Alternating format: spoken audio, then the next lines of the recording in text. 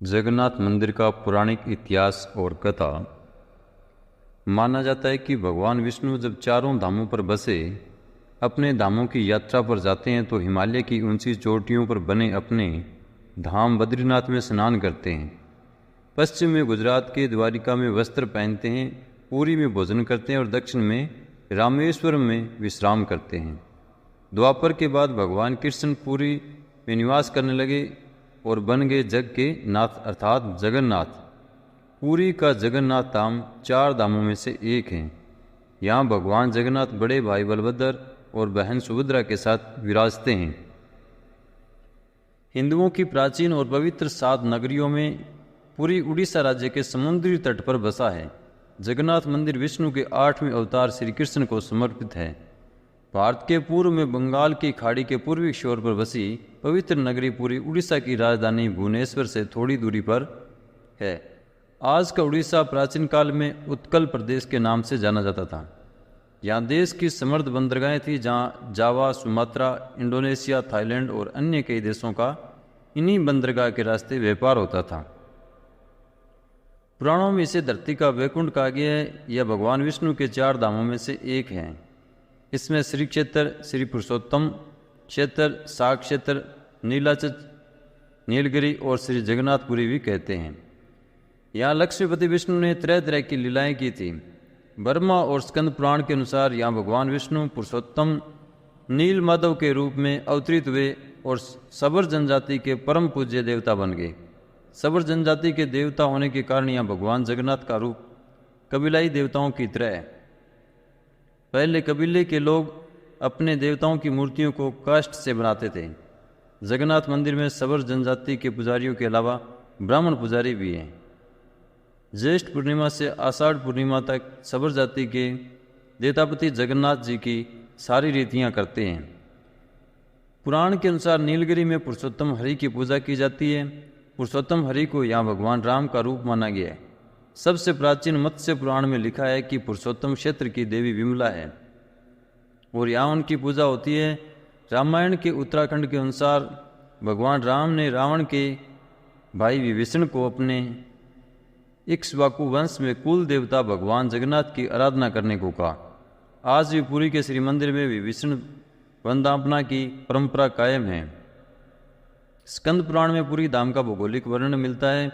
स्कंद पुराण के अनुसार पुरी एक दक्षिणवर्ती शंख की तरह है और यह 5 कोस यानी 16 किलोमीटर क्षेत्र में फैला है। माना जाता है कि इसका लगभग 2 कोस क्षेत्र बंगाल की खाड़ी में डूब चुका है। इसका उदर है समुद्र की सुनहरी रेत, जिसे महोदधी का पवित्र जल धोता रहता है। सिर वाला क्षेत्र पश्चिम दिशा में है, जिसकी रक्षा महादेव करते हैं। शंख के दूसरे घेरे में शिव का दूसरा रूप ब्रह्मा कपाल मोचन विराजमान है। माना जाता है कि भगवान ब्रह्मा का एक सिर महादेव की हथेली से चिपक गया था और वह यहीं आकर गिरा था। तभी से यहाँ पर महादेव की ब्रह्मा रूप में पूजा करते हैं।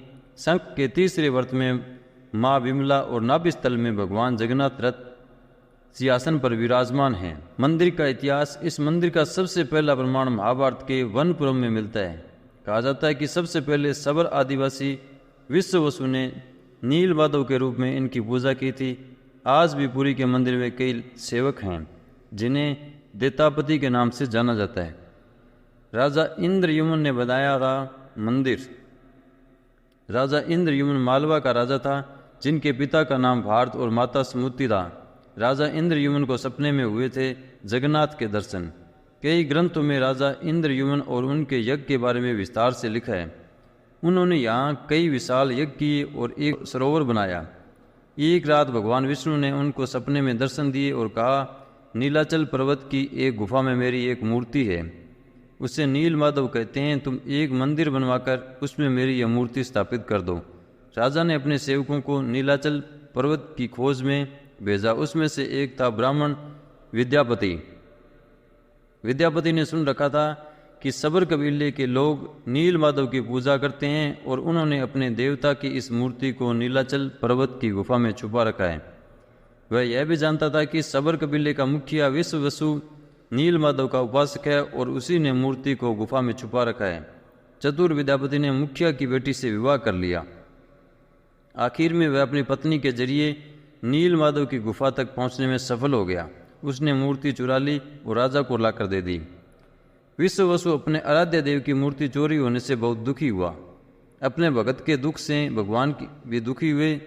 भगवान गुफा में लौट गए, लेकिन साथ ही राज इंद्रयुम्न से वादा किया कि वो एक दिन उनके पास जरूर लौटेंगे, बशर्ते कि वो एक दिन उनके लिए विशाल मंदिर बनवा दें। राजा ने मंदिर बनवा दिया और भगवान विष्णु से मंदिर में विराजमान होने के लिए कहा। भगवान ने कहा कि तुम मेरी मूर्ति बनाने के लिए समुद्र में तैर रहा पेड़ का बड़ा टुकड़ा उठाकर लाओ, जो द्वारिका से समुद्र में तैरकर पुरी आ रहा है। राजा के सेवकों ने उस पेड़ के टुकड़े को तो ढूंढ लिया, लेकिन सब लोग मिलकर भी उस पेड़ को नहीं उठा पाए। तब राजा को समझ आ गया कि नील माधव के अन्यन भगत सबर कबीले के मुखिया विश्ववसु की ही सहायता लेनी पड़ेगी। सब उस वक्त हैरान रह गए जब विश्ववसु भारी भरकम लकड़ी को उठाकर मंदिर तक ले आए। अब भारी थी लकड़ी से भगवान की मूर्ति गढ़ने की। राजा के कारीगरों ने लाख कोशिशें कर ली, लेकिन कोई भी लकड़ी में एक छेनी तक भी नहीं लगा सका। तब तीनों लोग के कुशल कारीगर भगवान विश्वकर्मा एक बुढ़े व्यक्ति का रूप धरकर आए।